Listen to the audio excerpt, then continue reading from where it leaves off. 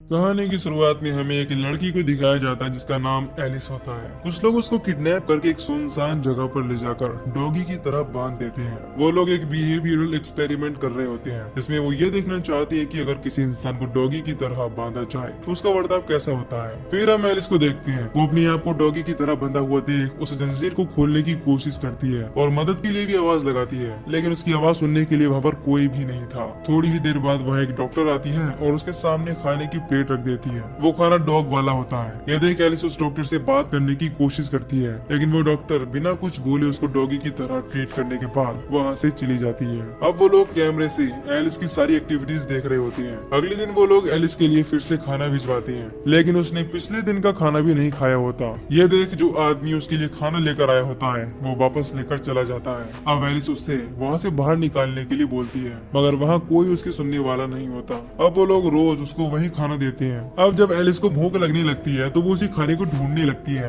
लेकिन वो डॉक्टर खाने की प्लेट को उससे दूर कर देती है। अब एलिस उस प्लेट तक पहुंचने की बहुत कोशिश करती है, लेकिन वो इसमें भी नाकामयाब हो जाती है और उस डॉक्टर से खाने की प्लेट को पास लाने के लिए कहती है। वो डॉक्टर वहाँ खड़ी होकर बिना कुछ बोले उसकी एक्टिविटीज नोट करने के बाद वहाँ से चली जाती है। थोड़ी देर बाद एलिस अपने पैर की उंगली के जरिए उस प्लेट को अपने पास लाने में कामयाब हो जाती है और वो खाना खाने लग जाती है। खाते समय उसको एक आदमी की आवाज सुनाई देती है जो कि उसी की तरह मदद मांग रहा होता है। अचानक लाइट्स ऑफ होने के बाद एलिस बचा हुआ खाना गिराकर उस प्लेट को दीवार पर मारने लगती है और मदद के लिए फिर से चिल्लाती है। उन लोगों ने एलिस के खाने में कुछ मिलाया था। इसके बाद उसे चक्कर आने लगते हैं और वो बेहोश होकर जमीन पर गिर जाती है। अब अगले दिन उसे डॉग की तरह नहलाया जाता है। एलिस की नींद अचानक खुलती है और वहाँ वो एक आदमी को भी देखती है। उसको नहलाने के बाद वो लोग उसको वहीं बांध देते हैं। अगले दिन वो एलिस को ग्राउंड में छोड़ देते हैं और उसको माइक के जरिए कुत्ते की तरह चलने के लिए बोलते हैं। एलिस को यहाँ अपने भागने का एक चांस नजर आता है, लेकिन उसके गले में बंधा हुआ पट्टा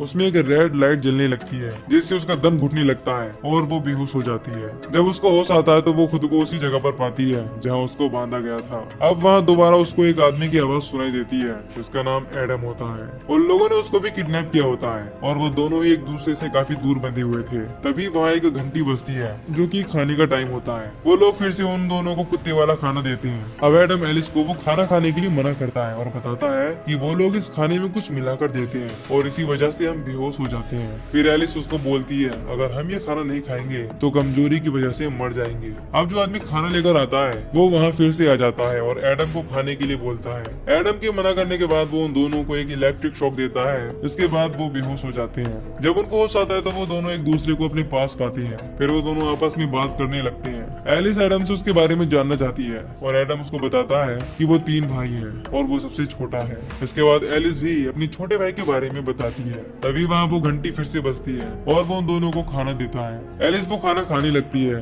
और एडम को भी वो खाना खाने के लिए बोलती है। दोनों खाना खाने के बाद बेहोश हो जाते हैं। अब एलिस सपने में एडम को अपने साथ देखती है। खैर होश में आने के बाद वो दोनों आपस में बात करते हैं। एडम वहाँ से भागना चाहता था। एलिस उसको ये बताती है कि जब तक ये कॉलर उनके गले में है वो दोनों यहाँ से नहीं भाग सकते। बाहर से वो आदमी उन दोनों को बात करने के लिए मना करता है और ये देखकर एडम छुप कर पीछे चला जाता है। इसके बाद उस कॉलर की मदद से वो इन दोनों को फिर से बेहोश कर देते हैं। अब अगली बार जब वो लड़की उन दोनों के लिए खाना लेकर आती है तो एडम एक रॉड की मदद से उसको बेहोश कर देता है। वो उसकी जेब से चाबी निकालकर एलिस को खोलता है। एलिस उसको बोलती है कि हम यहाँ से नहीं भाग सकते, वो लोग हमें देख रहे हैं। पर एडम वहाँ से भागना चाहता था, लेकिन तभी पीछे से एलिस एडम के सर पर मारकर उसको बेहोश कर देती है। अब हमें पता चलता है कि एलिस भी एक डॉक्टर है जो कि उस एक्सपेरिमेंट से जुड़ी हुई होती है। वो कैमरे में देखकर उन 2 डॉक्टर्स से बात करती है जिनके साथ वो जुड़ी हुई थी। एरिका और जॉर्ज, ये इन दोनों डॉक्टर्स का नाम होता है। अब एलिस उनके पास जाकर बोलती है कि हम इस एक्सपेरिमेंट में शौक और खाने में नशा नहीं दे सकते। तभी एरिका एलिस को बोलती है कि वो कोई नशा नहीं है। एलिस की बात न मानते हुए एरिका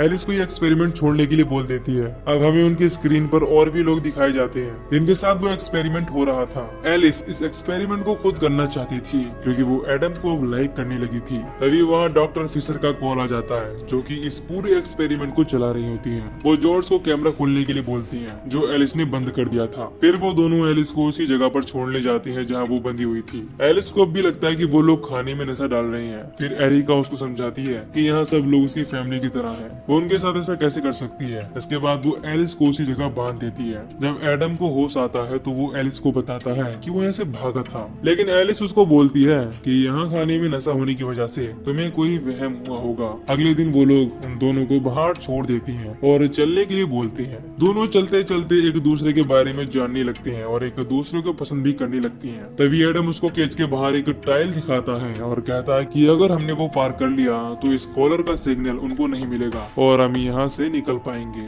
एलिस उसको यकीन दिलाती है कि वो उसके साथ है। तभी वो दोनों भागने लगते हैं और उस कॉलर का सिग्नल आने पर कुछ ही देर में वो दोनों जमीन पर बेहोश हो जाते हैं। अब जॉर्ज एडम को सजा देने के लिए इंजेक्शन लगाता है, जिससे कि एडम को जॉर्ज एक मॉन्स्टर की तरह लगने लगता है और वो बहुत डर जाता है। अब जॉर्ज एलिस के पास जाकर इंजेक्शन लगाता है, क्योंकि ये नियम एलिस का ही बनाया हुआ था। इंजेक्शन लगने के बाद एलिस खुद को एडम के साथ सपने में देखती है, मगर थोड़ी ही देर में एडम भी उस सपने में मॉन्स्टर बन जाता है और एलिस बहुत डर जाती है। इधर एरिका स्क्रीन पर देखती है कि ईस्ट की तरफ का कैमरा बंद हुआ है, इसीलिए वो जॉर्ज से इस बारे में पूछती है। तो वो कहता है कि वहाँ के कैमरा खराब हो चुके हैं और वो लंच के बाद आकर वहाँ उन्हें ठीक करेगा। अब एरिका को यहाँ कुछ गड़बड़ नजर आती है, इसीलिए वो कुछ लोगों को अपने साथ लेकर ईस्ट की तरफ जाती है और वहाँ वो एडम और एलिस को देखती है। एलिस होश में आकर उस आदमी को देखकर डर जाती है, क्योंकि इंजेक्शन का असर अभी तक होता है। अब एरिका उन दोनों को वहाँ से लेकर उनकी जगह फिर से बांध देती है। एरिका को जॉर्ज पर शक होने लगता है। खैर अब लंच के बाद आकर जब जॉर्ज कैमरा में उन दोनों को अपनी जगह देखता है तो वो चौंक जाता है। एरिका सारी बात डॉक्टर फिशर को बता देती है। इसके बाद डॉक्टर फिशर वहाँ आकर जॉर्ज को उन दोनों को डिलक्स देने के लिए मना करती है और उसको जेल में डालने की भी धमकी देती है। अब डॉक्टर फिशर एलिस को वहाँ से बाहर निकालने की बोलती है और एक इंजेक्शन लगा के उसको होश में लाती है। वो उससे इस डिलक्स वाले एक्सपेरिमेंट के बारे में पूछती है। इस पर वो बताती है कि मैंने ही इस एक्सपेरिमेंट को करने के लिए बोला है, ताकि वो इंसानों पर काबू पा सके।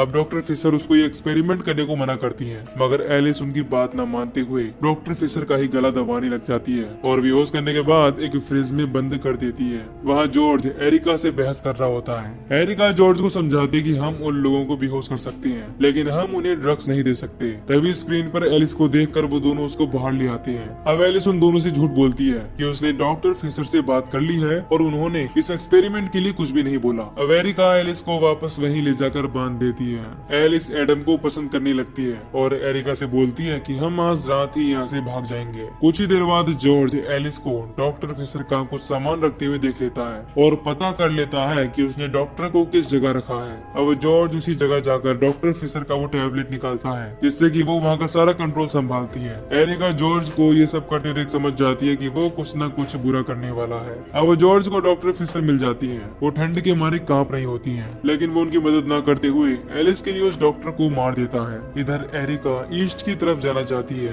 क्योंकि उसको लगता है कि जॉर्ज ने वहाँ कुछ छुपाया है। अब एडम और एलिस बात कर ही रहे होते हैं कि वहाँ की लाइट्स ऑफ हो जाती हैं। एडम नोटिस करता है कि लाइट्स ऑफ होने के बाद वहाँ घंटी नहीं बजी। एरिका ही वहाँ की लाइट्स ऑफ कर देती है और ईस्ट की तरफ जाकर उसको डॉक्टर फिशर की डेड बॉडी नजर आती है। वो ये देखकर चिल्लाती है और उसकी आवाज एडम और एलिस को भी चली जाती है। अब एरिका को चुप कराने के लिए वहाँ जॉर्ज मौजूद था और उसको बोलता है कि ये सब एलिस का किया हुआ है। एरिका ये सुनकर पुलिस को फोन लगाती है। तभी जॉर्ज उसको इंजेक्शन लगाकर बेहोश कर देता है। वहाँ एलिस के पास चाबी होने की वजह से वो अपने आप को और एडम को खोल देती है। ये सब देख एडम उसको कहता है कि तुमने ये कैसे किया, पर एलिस उसको बस शांत होने के लिए बोलती है। अब जॉर्ज उन दोनों को वहाँ से भागता हुआ देख उस कॉलर की वजह से बेहोश कर देता है और एडम को ले जाकर एरिका के सामने बांध देता है। होश में आने के बाद एडम उससे एलिस के बारे में पूछता है, लेकिन वो मना करते हुए समझाती है कि हम यहाँ इंसानों पर जानवरों जैसा एक्सपेरिमेंट करते हैं और एलिस भी हमारे साथी है। एलिस ने तुम्हें इसीलिए चुना क्योंकि वो तुम्हें पसंद करती है, लेकिन एडम को उसकी बात पर विश्वास नहीं होता। उसको लगता है कि एरिका उससे झूठ बोल रही है। तब एरिका उसको उस दिन के बारे में बताती है जब वो उसको खाना देने आती है और एडम उस पर हमला कर देता है, जिसके बाद एलिस ने उसको बेहोश किया था।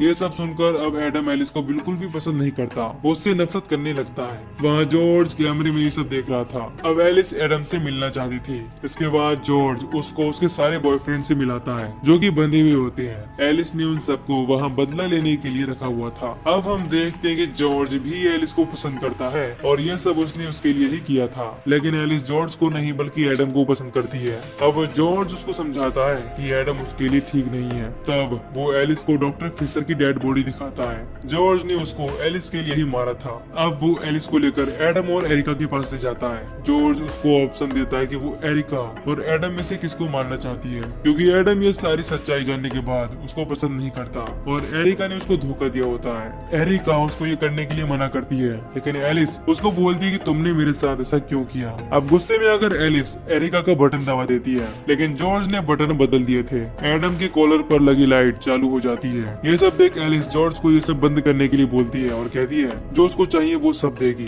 जॉर्ज मना करते हुए बोलता है कि अब वो उसको कुछ नहीं दे सकती, क्योंकि जॉर्ज जब एलिस को ड्रग्स देता था तब वो उसके साथ इंटीमेट होता था और एलिस को लगता था कि ये सब एक सपना है और वो एडम के साथ है। ये सब जानने के बाद जॉर्ज एडम को मार देता है और वहाँ बंदी सारे लोगों को मार देता है। अब एलिस ये सब देखकर अपना बटन भी मरने के लिए दबा देती है और वो टैबलेट तोड़ देती है, लेकिन जॉर्ज उसके गले से वो कॉलर उतार देता है और उसको बचाने के लिए उसको मुंह से सांस देने लगता है, लेकिन एलिस उसके होठ काट लेती है और वहाँ से एरिका को लेके भाग जाती है। वो भागते हुए उन लोगों के पास आ जाती है जिनको जॉर्ज मार देता है। जॉर्ज उनको भी मारने के लिए उनके पीछे आता है और एलिस को सौंप देता है, लेकिन एलिस उसको धक्का देकर वहाँ से भाग जाती है और एक कमरे में जाकर खुद को बंद कर लेती है। लेकिन जॉर्ज वहाँ भी आकर उसको मारने की कोशिश करता है। एरिका भी उसी कमरे में होती है और वो उसके सर पे रोड से वार कर देती है। इसके बाद जॉर्ज बेहोश हो जाता है। एरिका और एलिस जॉर्ज को ले जाकर उसी कॉलर से बांध देती है और उसको मार देती है। इसके बाद एलिस एरिका के सर पर मारती है और उससे भी बदला ले लेती है। अब वो उसकी तरह अपना चेहरा बना लेती है, क्योंकि एरिका को बाहर कोई नहीं जानता। उसके जैसी पहचान करने के बाद वो उस पूरी जगह को जला देती है और इसी के साथ ये मूवी यहीं पर खत्म हो जाती है।